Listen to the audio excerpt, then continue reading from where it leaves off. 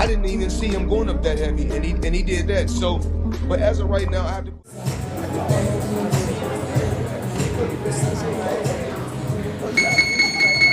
In your head, size up Floyd, like, was, you know what I'm saying? If we was ever, keep it real, boy, keep it real. I'm never that type of guy. I think that's some grimy shit. Always been happy for him, been a fan of his. I didn't even see him going up that heavy, and he did that. So, but as of right now, I have to put Terence Crawford the stack. Did you in your head size up Floyd like was, you know what I'm saying? If we was ever keep it real, keep it real. I'm never that type of guy. I think that's some grimy. Always been happy for him. Been a fan of his.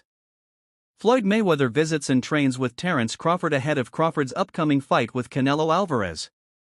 Floyd praises Crawford's skills and dedication, calling him the #1 pound-for-pound champion in boxing.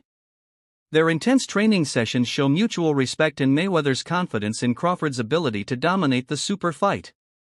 Right now, in your opinion, who's the best fighter in the world? We can put Tank up there in the top 10 in pound for pound. He has to be somewhere in power for pound. And Canelo done something that is amazing when Canelo was able to go to light heavyweight and become light heavyweight champion. Something that I didn't even see him going up that heavy, and he did that. So, but as of right now, I have to put Terence Crawford as #1. During a recent conversation, Crawford shared details of his talk with Floyd Mayweather. According to him, Mayweather didn't just offer praise.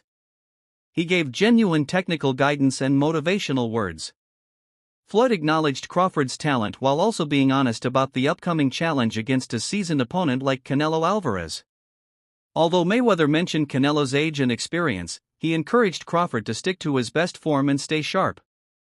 The exchange was respectful, constructive, and focused on preparation over praise. That's a big boy. He's strong. You know, you box good. You can do this. You got this over him? You gonna have to tight up this.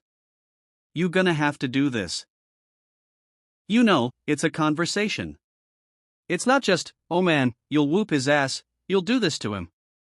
It's never like, yes, man. Touchdown. I mean, it's like, hey, listen, that's a dangerous fight, but that's the fight. If it happened, the meeting between these two boxing icons didn't go unnoticed. Fans and commentators quickly picked up on their interaction, sparking discussion across social media platforms. The visual of a younger rising champion and a legendary veteran sharing space was powerful.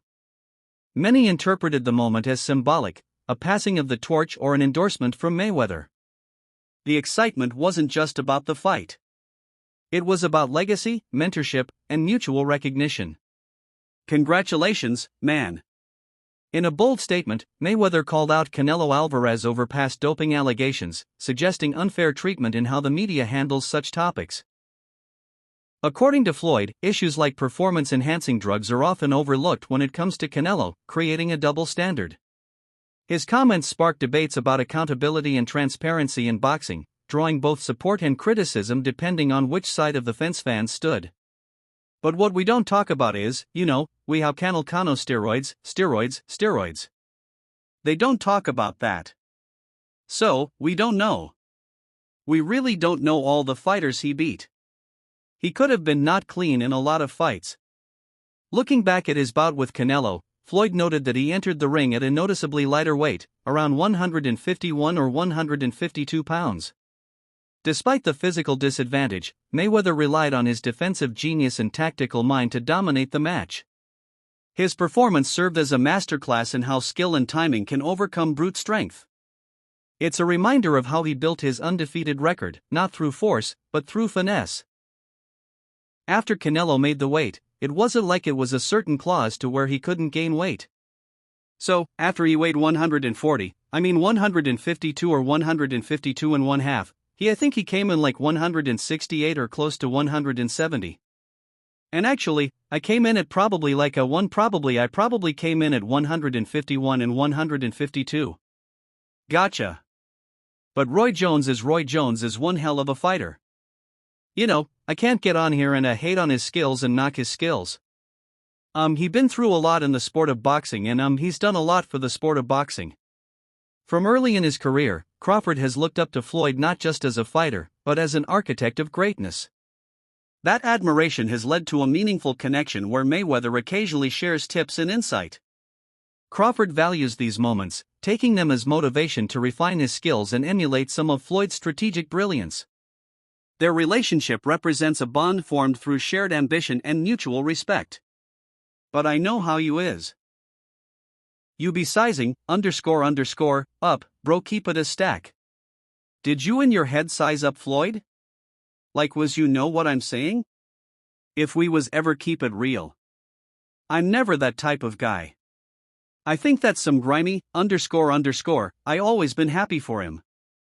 Been a fan of his and I never imagined us fighting. I never looked at him like, man, I know I'll be this. Bro, you see bro? I would thought like fantasy fight me never. Never. Never. I never just was with a person and looked at like this. Never. That's some hating type, to me. Yeah. Like, yeah. I ain't never been that type of person ever. Crawford's training intensity is at an all-time high as he readies himself for his next big test. Every workout, from footwork drills to bag work, shows his focus. Videos of his training reflect a fighter who isn't just working hard, he's working smart. His commitment shines through in the way he adapts his routine to prepare for a specific opponent.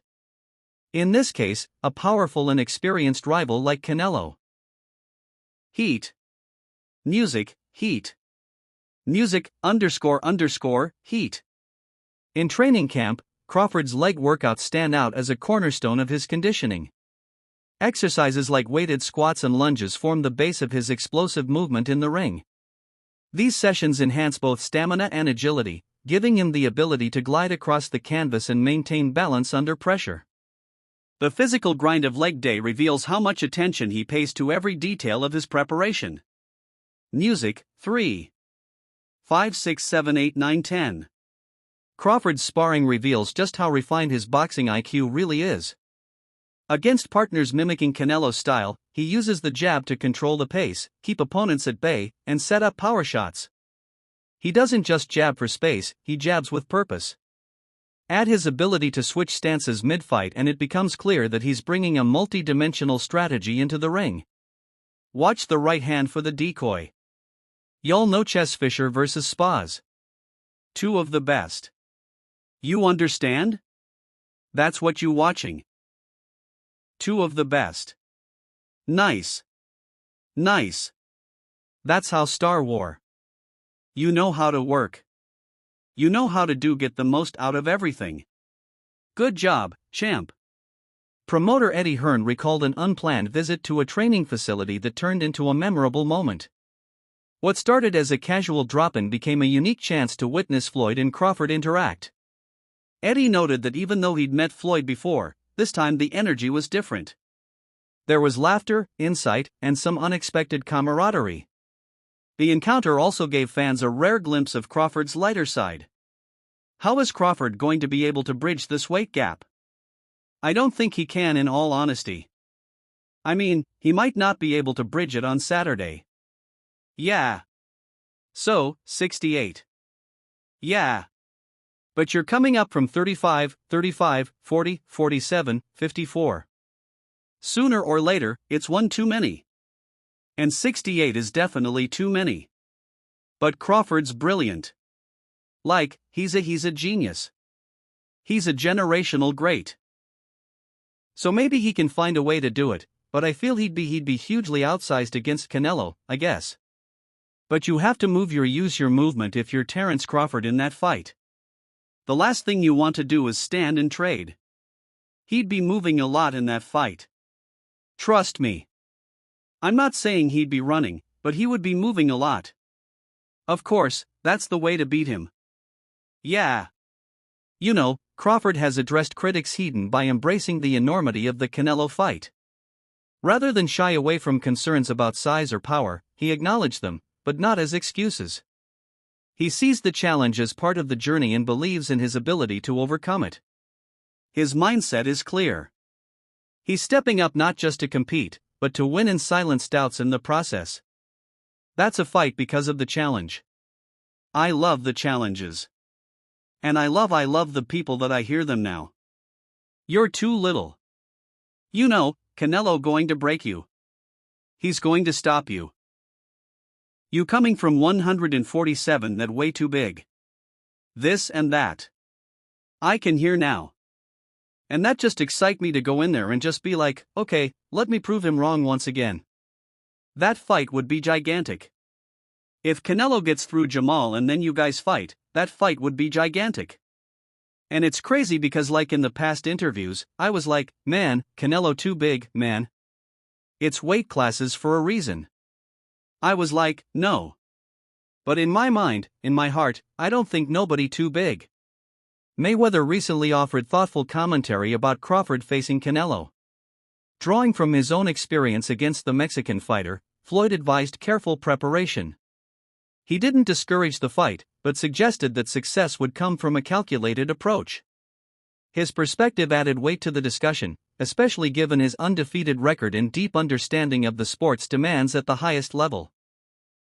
Terence Crawford jumping up from 154 to 168 and beating this quote-unquote version of Canelo Alvarez would diminish the accomplishment that Floyd Mayweather accomplished beating his version of Canelo Alvarez. Is it two different versions of Canelo Alvarez? And obviously Canelo Alvarez is 62 wins, 2 losses, 2 draws, 39 big wins by way of knockout. He's a first ballot Hall of Famer. He is obviously bigger.